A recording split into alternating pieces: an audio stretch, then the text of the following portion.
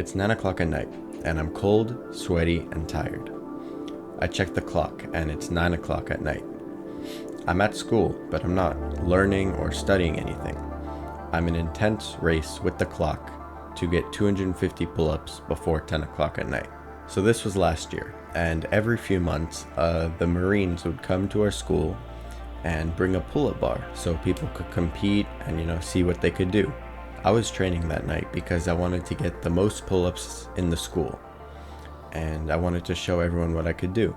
That night taught me two things that I think you need to learn in order to make good progress in calisthenics. So the first thing is that you'll make more progress when you have a better reason to do so. So the more powerful the reason you have for completing a goal, the more motivation and the better quality work you'll put towards it, right?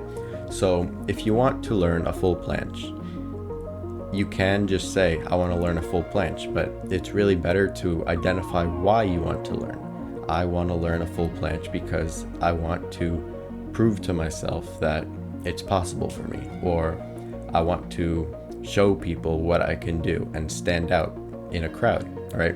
Those two reasons would be a lot more motivating for yourself than just, I want a planche because it's cool, right?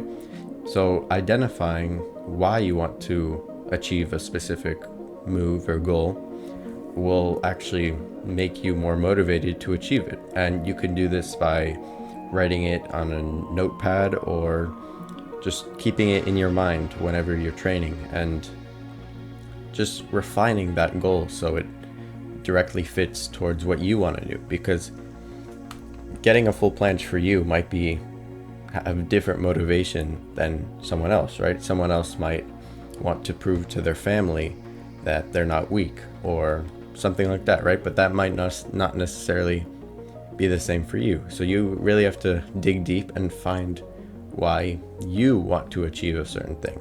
And this doesn't really have to be just calisthenics. It can be with any goal, but we're specifically talking about calisthenics here. So yeah, number one, find what motivates you the most, right? And that's the most important thing that night taught me, because I did so many pull-ups. I did that much work because my really important goal was to show other people how many pull-ups I can do. I'm gonna be honest, that was my motivation.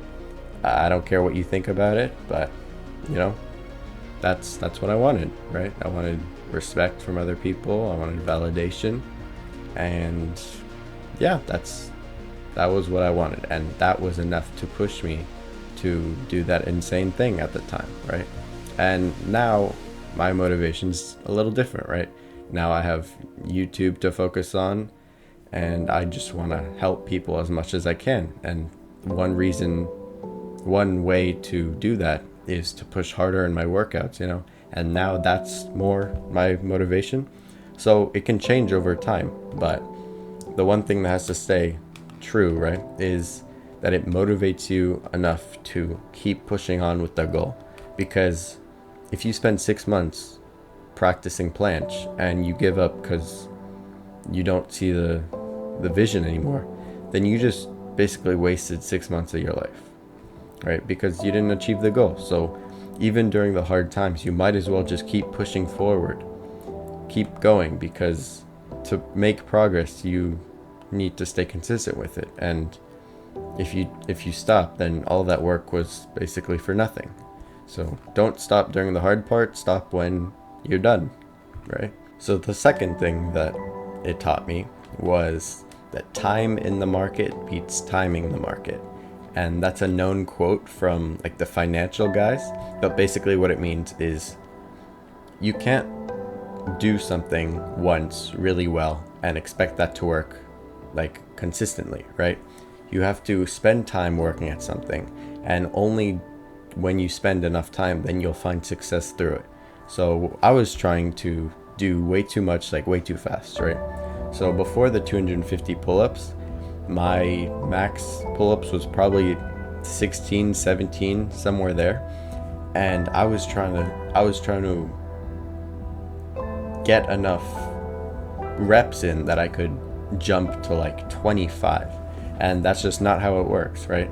If I had spent months preparing, then yes, that would have been possible. But you can't just skip ahead stages. That's not how it works, right? I can give an example for this too.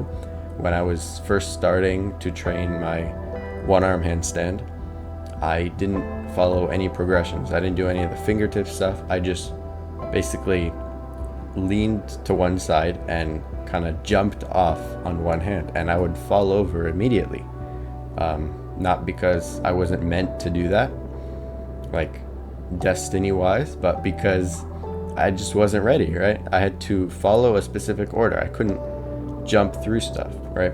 And so 8 months later, 6 months later, I'm a lot better, not because I just felt like being better, but because I took the time, I took the repetitions and forged my muscle memory, you know? And that's really one of the most important things you have to know. The people that are doing these insane skills like planche push-ups, 90-degree push-ups, like one-arm front levers, it's not because they were just better than you. It's because they just spent more time on it, right? It takes 10,000 hours to become a master at something. And yeah, just putting in the time in is one of the most important, if not the most important, trick or tip for getting better. What I started thinking about is that the time you spent doing something, so let's say planche, the time you spent doing it multiplied by the repetitions or the times you've done it is how good you are. And I kind of just made that up, but it helps me visualize what I need to do to keep going, which is just keep going, right? And because each workout, it might not seem like you're getting better, but when you think about it numerically like that, it tells you, yes, you are making progress, even though it physically doesn't look like you're making progress, because you got those more reps in, you got more time in, which means it will just get better over time, right? And that, just knowing that has helped me a lot to overcome like the feeling of giving up or quitting. So yeah, that's really it. There's not much more I have to say. Those two things were really what I learned from that night. And if you found that helpful, awesome. I hope you use it. It's helped me a lot. And yeah, I just wanted to make this video because it was one of the most important revelations I've had in this sport. So thank you for watching. Do the algorithm stuff, and I'll see you in the next one.